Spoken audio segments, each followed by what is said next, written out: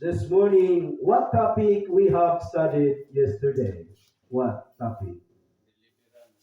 Deliverance. Deliverance, or what the other term of deliverance, or the same word to deliverance? Redeem. With the year of my redeem. Oh. So, what is redeem? What is redeem in Indonesia? Oh, who can answer here? Dikibus? What is that Indonesian redeem, Sister Yolanda? Minibus? Panambusan?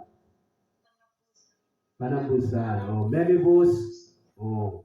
So that is redeem. And also deliverance and redeem, that is the same, or that is what synonymous terms, oh, my brothers and sisters.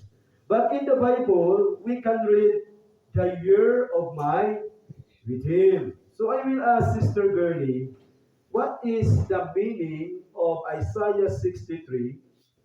Isaiah chapter 63, the Lord said, the year of my redeem is come. What is the meaning of the year of my redeem? According to tracts number 5 on page 88. What's the meaning? According to Brother Hotep, the year of my redeem is, of course, what? What? Because then what? The other? Sealing and deliverance of what? The 144,000. Okay?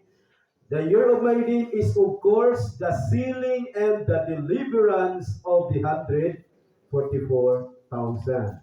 Then on page 89,